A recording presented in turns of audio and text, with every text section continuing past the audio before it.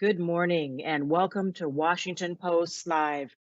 I'm your host, Michele Norris, and I have the privilege today of introducing one of the nation's leading trailblazers in the effort to eradicate poverty and to achieve social and justice equality. I am talking about Wes Moore. He is a CEO of the Robin Hood Foundation. That's one of the largest anti poverty nonprofits in the nation. Robin Hood funds more than 200 organizations to build equality and to lift people out of poverty. Wes, it is so good to be with you this morning. Thank you so much for joining us. It is always a joy to be with you. Thank you so much, and thanks Thank for all you. you do. Thank you.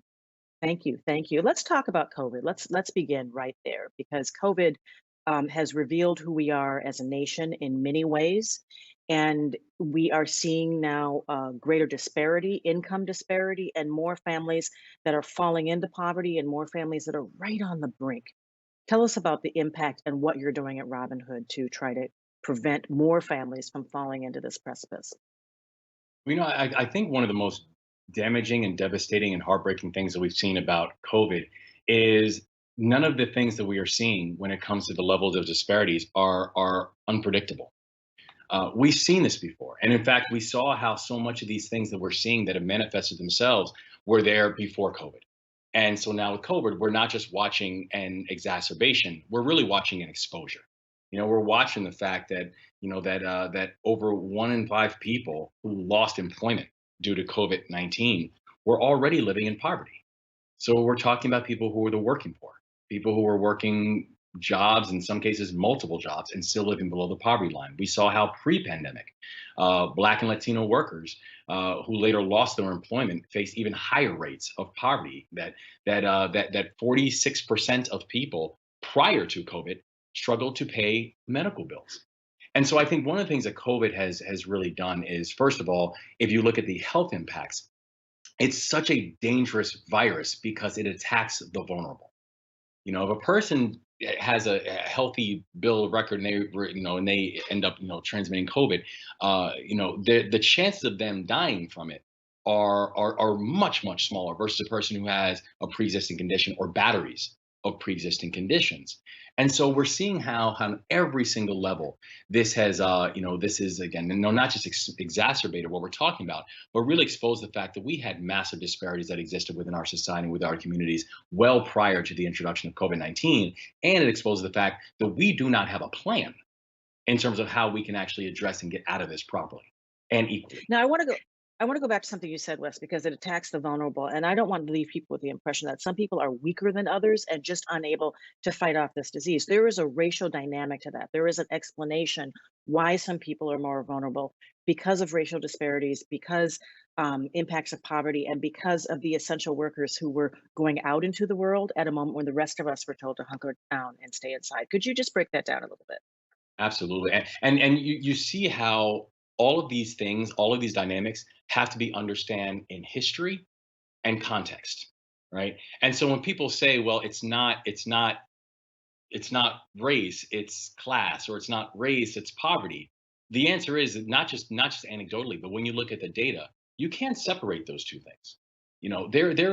There's a larger understanding of the historical dynamics that we're now seeing in place. The fact that this is a nation that was built on a racial hierarchy, that this was a nation that was built with stolen labor on stolen land, and that the policies that we have seen in place that have taken place over a process of generations have continued to not just provide but also increase that level of exacerbation, that it's difficult to understand the situations that we exist in right now without understanding and being able to talk about and being able to be honest about things like the Homestead Act, things like impacts of mass incarceration, things like the unequal distribution of a GI Bill. Because why that matters is when we're looking at other type of dynamics, particularly economic dynamics that do exist, the fact that we do have a 10-to-1 racial wealth gap inside of this country right now.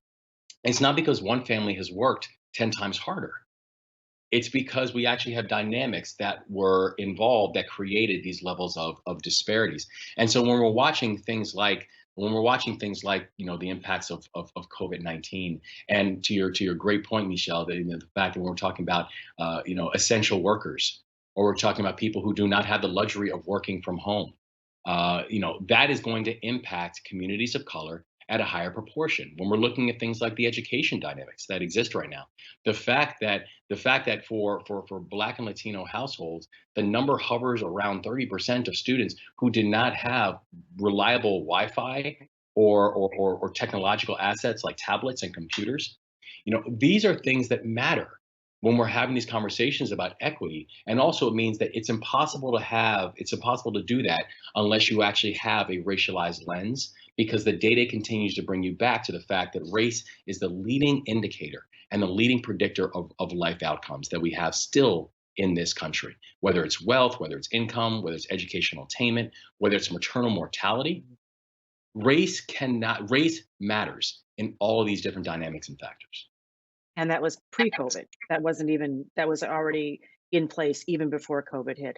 Now, at the beginning of the pandemic, you would see on the news, you would read it in the paper, you would hear it on the radio about long lines of people waiting to go to food banks, long lines of people trying to figure out what to do about unemployment. Right now, we're looking at long lines of people waiting to vote. And so you Yes. have the pandemic, but it is, and you have the poverty that has been induced by the pandemic. But we also have these other stories that are somewhat overshadowing that. We have the Yes. election, we have the nomination of a Supreme Court justice.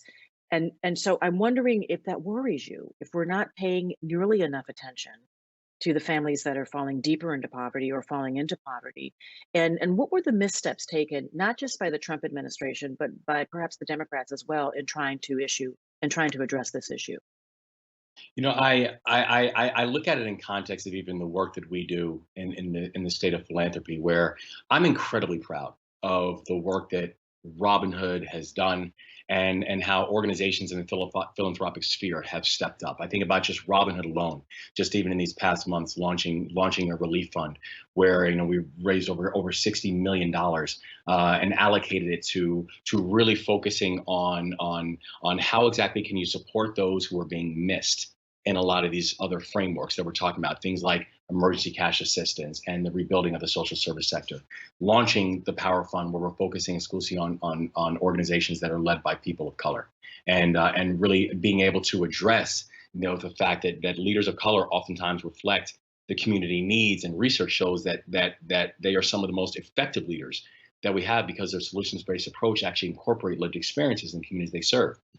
I also know that if policies do not change, none of this will matter. Because the reality is that all of these entities, all of these frameworks that are existing, are actually helping to cover up for policy failures. We watched in the focus of the CARES Act, for example, and people will say to us, they'll say, "Well, wasn't there a cash assistance element to the CARES Act?" Yes, there was a cash assistance element to the CARES Act, unless you were undocumented, because then there was nothing coming to you, even if you were a taxpayer and working. And what if you were part of a mixed status household? Yeah, there was no tax assistance, cash assistance element to the CARES Act for you either. Well, what if you were working, but just not making enough to hit the tax filing threshold? There was nothing coming to you either. These are policy decisions. And we look at the fact that even now, when we're talking about this conversation, as we are getting very close to an election, that conversations and negotiations have ceased on how exactly to get state aid and local jurisdictions aid, forgetting the fact that we have families who are suffering right now. These are policy decisions. And so when I think about the work that we can do in this moment collectively, where we can all focus on how can we be generous in giving, we can all focus on what are the systems and structures that we have to put in place, and how do we rebuild better. If we are also not focused on making sure that people are out and we are protecting the right to vote, we are protecting democratic institutions, and we are making sure that every voice is heard come November 3rd, then I can tell you right now, so much of this work will be for naught. Our job is to simultaneously rebuild these structures and institutions in our own unique and creative ways, and also protect and save democracy in this moment too. Is part of the problem here that we talk about poverty by using the word poverty? Mm. Because when we talk about poverty and we talk about people being poor, there's often a mindset, even if you are economically challenged yourself, that it's really a conversation about somebody else. Like people don't even when they are impoverished, it's a label that no one wants. So is it perhaps a useful thing to talk about poverty by talking about the conditions of poverty as opposed to actually talking about poverty? Our friend Cheryl Eiffel is gives us this exercise. Try to talk about poverty without using the word poverty, and then you have to talk about what you're really trying to communicate. Is there some benefit to doing that? There's a definite benefit to it, to doing it, because also, there's something about personalizing it, which makes it more complicated. And I even think about, for example, I do not use, nor do I like this idea of, for example, poor people, as if that is a status, right? There are people who are existing under these conditions. And people, it's the same thing about the term slaves. There were people who were enslaved, but slave is somewhere we use it like it's almost like it's a title, as if that's what this person is destined for. And I think in many ways we do that same thing with this phrase of poor people inside of our society, as if this is somehow something they're destined for, and it also makes people the other in that type of dynamic. And I think there's actually an interesting parallel with the idea of race and racism, because I think people oftentimes mistake this idea that race and racism is an act, right? So it's like if a person does something that's racist, if a person attends a white supremacist rally, that's racist. If a person says the N word, that's racist. But when we minimize it to be an act, we're actually helping people to miss the point that it's a system. That racism is not just an act, it is a system. And it's a system that ends up embedding itself in a multitude of other systems. So whether you're talking about housing, or whether you're talking about food insecurity, or whether you're talking about educational disparities, all these things are systems, and how racism is then baked into these individual systems. The same thing we were talking before about the racial wealth gap. Poverty in many ways is the same thing, where if we look at it as just an individual condition, then it's very easy to be dismissive of it. It's also very easy to fall into this narrative of, well, if that person would just work harder, they would just they could then get themselves out of poverty. If that person could just get a job, that person could get themselves out of poverty. As if people who are waking up under this oppressive condition wake up in the morning and say, God, this feels good. No one does that. We have to understand these are systems we are combating. So I think there is a real degree of of thinking behind the idea of, part of it is our narrative. Part of it is how we're defining it, because then it allows people to understand and see something different than just this othering that we oftentimes that we allow to take place. Now, Wes, you wear several hats. You work in the nonprofit space. You also are very active in politics through the Black Economic Alliance, and you are also active in the business community. You serve on boards. You were just elected or nominated or appointed to the Under Armour board, and congratulations for that. So, what is the role of the business community right now in trying to address this issue? Are they doing enough? So I think that the role of the business community is first to continue to appreciate the fact that there is a role of the business community, right? That the business, that when we're talking about all these disparities, when we're talking about all these discrepancies, that this is not about what is one group doing, or that this is something that the politicians need to take care of. Every single one of us have a role and have a responsibility in helping to address these issues that are taking place, because there's not one group that's responsible for the level of discrepancy and disparity that we see within our society. And so I think for part of the job for the business community is our business community needs to be very, very aggressive and thoughtful about how they are using the economic levers to be able to push for justice, to push for racial equity that we have within our society. And it's certain basic things that we can do, and certain basic things that we're actually seeing some people starting to take on now. So whether it is understanding that we have to do a better job by being able to support and recruit and retain Black workers within our organizations, and to be able to really think about, are we giving people the financial flexibility and platforming, so that this is not just a conversation about a minimum wage, but a conversation about a living wage. That it's absolutely unacceptable that we could have people who are working full days work and still living in poverty. Are we thinking about representation in all forms? of our corporations and all forms of our entities. So, for example, are we thinking about everything from mid level management to the C suite to board seats? How are we thinking about representation when it comes to women, when it comes to people of color? Because, and again, this is not just something to do because it's a nice thing to do. It's something to do because I'm a very big believer that if you can include and incorporate these voices into the conversation, it will make you and your organization stronger on a collection of different fronts. And it goes back to this other fundamental thing that when we're talking about businesses, what they can do is, are we actually supporting financial institutions, vendors, and suppliers who are, minority owned, black owned organizations? I think about what's happening right now, the fact that we have 5,100 banks in this country right now that represent approximately $20 trillion in assets. Now, if you break that down, there are 18 black banks which represent $18 billion in assets. These are financial institutions that oftentimes have the closest connections to the communities. I can tell you right now, for a young entrepreneur in East Baltimore, if they have an interesting idea and they're looking for capital, I can tell you one of the first places they're looking to go access capital is Harbor Bank. It's the local bank. It's the CDFI. It's the MDI. And so we as a corporate community also have to be really thoughtful about what it means to be able to better protect and support and elevate our financial institutions, our businesses, our suppliers and vendors.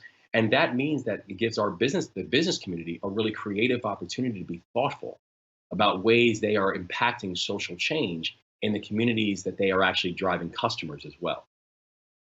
But there's a little bit of a snag that I hear over and over again from the business community. You had said in September that this is not just an issue of economics and equality, it's an issue of humanity.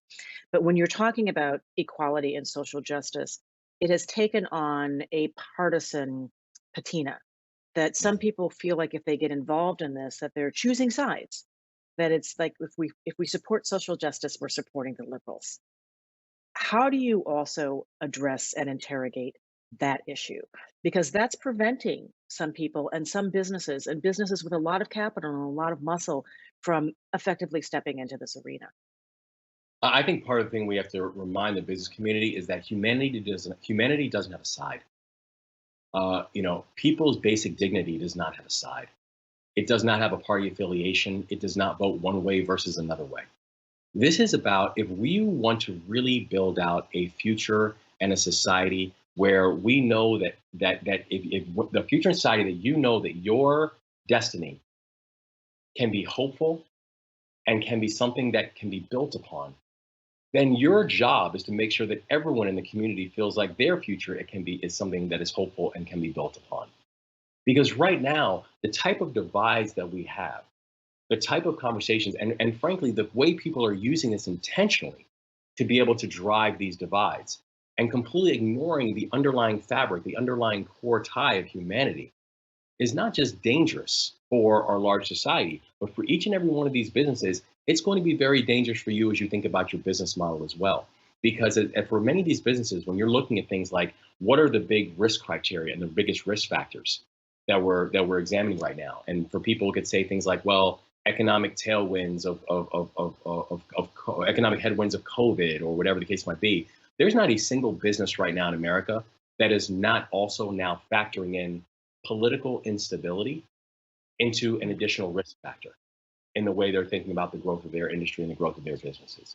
And Say a so little for bit more all about that. What does that mean when you say that they're factoring political instability? What is the specific risk there? Yeah, I think looking at the specific risk of, there's one thing that the business community likes, it's certainty, right? It's this understanding of, I understand what conditions are going to look like quarter to quarter to quarter to quarter, because then I can build a business model and I can build a company based on that. Well, when you're looking at the fact that we have and are feeling a tremendous amount of instability within this country, and much of it is either the cause or the consequence of political instability, that becomes something that is very nerve-wracking to business leaders. And it forces business leaders to actually have to adjust business models based on things like political instability. That's a relatively new phenomenon for the business community to have to wrestle with.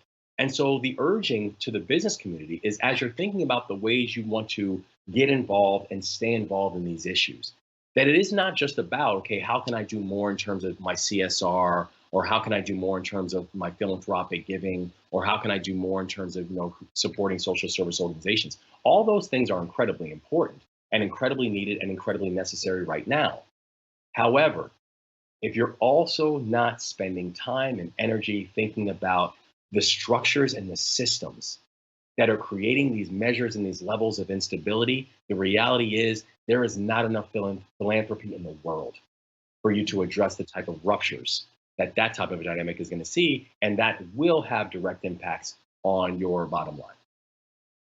Wes, people were excited about this conversation, and a few people sent in questions ahead of time. So let's take a few of those. Candace Wong from California wants to know, do you agree that education is the basic long-term tool to eradicate poverty, and how can it be deployed effectively and efficiently? Great question, Candice. Thank you. And so I think statistics continue to show that education is the only thing that has had a lasting impact when it comes to actually truly moving people out of poverty measurably and sustainably and creating economic mobility measurably and sustainably. The data continues to show us that a person with a college degree can expect to earn over $1 million over their lifetime, more than someone who does not. I do think, though, that we have to understand and have to appreciate the fact that there's a disaggregation of the data that should worry us. And the disaggregation of data oftentimes is along things like racial lines and gender lines. And so what the data continues to show us even on that front is the fact that, for example, an African American with a college degree right now has the same earning power and potential and net worth as a white person who's a high school dropout. So you see how all these dynamics still, the role of race still matters, even in the data as it shows about what is the role of educational attainment. Now, the things that we can do is, and frankly, some things going back to your question, Michelle, about what are some things that we should have had coming out of Washington, is how we have not had a truly targeted and strategic plan to support students during the time of this pandemic. I have no idea. How we knew in the spring the type of challenges that students and families were going to face and still ended up flat-footed in the fall, still ended up under-resourced and under-resourced, not even considering the fact that this isn't even just about the educational attainments of our students. Our schools and our education system, they're the largest childcare provider in this country. They're the largest food provider in this country. They are some of the people there are, our teachers and our administrators are the first line defenders when it comes to being able to identify.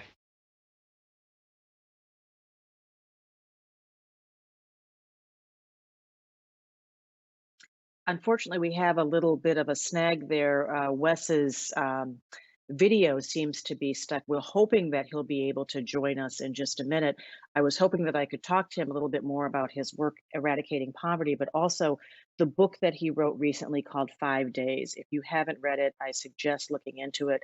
He looked at the Freddie Gray case. Wes is a native of Baltimore, and he looked at 5 different characters over 5 days, and their impact, the impact that that case had on them: a police officer, a community activist, a member of a family that had lost a son to police violence similarly.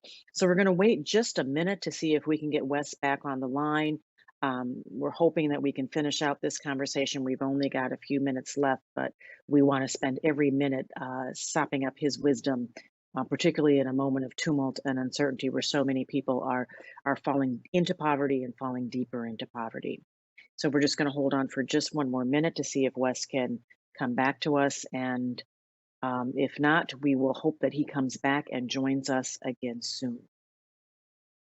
And again, if you haven't looked at the work of the Robin Hood Foundation, it's worth finding them online, looking at their work. They have great resources there for if you're interested in getting involved in anti-poverty efforts and also anti-racism efforts in your own community. They have a lot of good resources right there on their website.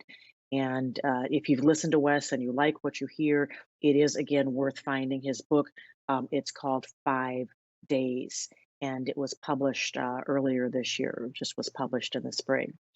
I'm afraid that Wes might not be able to join us again, so I'm sorry that we're not able to connect with him. I want to thank you for tuning in. It looks like that's all the time we have. Wes, you're not with us, but I'm going to say thank you very much for joining us, and please come back to Washington Post Live. You always have interesting things to say. And for those of you who joined us this morning, thanks for tuning in. We have a great lineup at Washington Post Live this week with discussions about primary health care in the time of COVID-19, climate change, sustainable food systems, and much, much, much more. Head to WashingtonPostLive.com to register. Once again, I'm Michele Norris, and you have been watching Washington Post Live.